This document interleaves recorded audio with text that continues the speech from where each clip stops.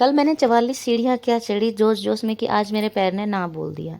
सुबह उठी मैं, जैसे ही पहले तो रात से ही हालत ख़राब होने लगी थी, लेकिन जैसे सुबह उठी तो मेरे से एक कदम नहीं चला गया और सब सो रखे थे। मैं कुछ कर भी नहीं सकती थी, उठना भी ज़रूरी था, काम करना भी ज़रूरी था। तो यहाँ पे ना अब हल्की हल्की मेरे पैर में स्वेलिंग भी आ चुकी थी। ये तो मैं अभी धो के आई हूँ, लेकिन मेरे पैर पैर थोड़ा ब्लैकनेस भी आ गई है पैर में, मतलब हल्की हल्की सी दिख नहीं रही है, फ़ोन में साफ दिख रहा है ज़्यादा। और मतलब दर्द की तो खैर हद ही नहीं है, इतना दर्द हो रहा है। लेकिन मैंने कि ले दे के नाश्ता उस्ता बनाया है। और क्योंकि मम्मी नीचे कमरे में सोते हैं तो मैं बताया नहीं उनको पहले उठ के। मैंने कहा चाय वाय दे देती हूँ, तब बताती हूँ जब ऊपर आएंगे। तो मम्मी नाश्ता करने ऊपर आए, तब तक मैंने एक बार नमक पानी से सेक दिया था, लेकिन हालत इतनी ख़राब हो गई थी कि डॉक्टर के पास जाना पड़ा।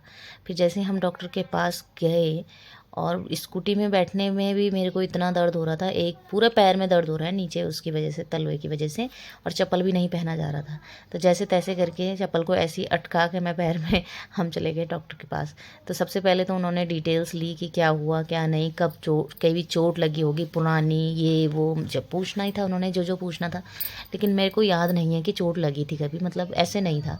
तो अब दर्द हो रहा था 1 डेढ़ महीने से, बहुत हल्का सा, बहुत हल्का, अंगूठे के मतलब नीचे जहाँ पे अंगूठा जुड़ा रहता है ना, वहाँ पे बहुत हल्का हल्का होता था। चलने में, उठने बैठने में, किसी चीज़ में नहीं होता था, सिर्फ जब मैं चलती थी तब दर्द होता था। तो मैं इतना अवॉइड ही कर रही थी उसको कि कोई बात नहीं, अब छोटी मोटी चीज़ें होती रहती हैं एज के हिसाब से। और भी आजकल के टाइम पे तो हर दूसरे बंदे को कुछ ना कुछ प्रॉब्लम है, तो क्या ही बताना है फिर। लेकिन आज प्रॉब्लम इतनी ज़्यादा बढ़ गई थी कि बस मेरे से हिला डुला नहीं जा रहा था, मेरी रोनी छूट रही थी, पूरा शरीर काँप रहा था मेरा, इतना दर्द हो गया था। तो फिर उन्होंने दवाइयाँ तो दी ही, ये है फिजियोथेरेपिस्ट थे और होम्योपैथिक दवाइयाँ भी देते हैं। तो मैं फिर गई, फिर पहले उन्होंने थोड़ा सा मसाज की, मैडम ने इतना तेज़ दबाया कि मेरी रोनी छूट गई। मैं चिल्ला के बोली कि मैडम ऐसे मत करो भाई, मेरे दर्द हो रहा है। बोले दर्द तो होगा ही, देखना तो पड़ेगा ही कि क्यों दर्द हो रहा है। मैंने कहा देखना पड़ेगा भाई, पर ये नहीं कि तुम दर्द दो उसके लिए। तो वो रुक गए, फिर उन्होंने नहीं कहा, दबाया भी बहुत तेज़ था, और वैसे ही मैं दर्द से मर रही हूँ, मेरे एक एक कदम नहीं चाया जा रहा था। लेकिन फिर उन्होंने थोड़ी सी थेरेपी, कोई जेल लगाया, जेल को लगाने के बाद उससे मसाज करी थी थोड़ा सा, उसमें तो दर्द हो रहा था। लेकिन ये जो करा ना इन्होंने वैक्स, मतलब इसमें कोई ऑयल रहता है, मोम रहता है और ऑयल रहता है कुछ, उससे जो इन्होंने सिकाई करी ना, इसमें इतना रिलीफ मिला मुझे, इतना रिलीफ मिला, ऐसा लग रहा था बस कि दिन भर यही होता रहे।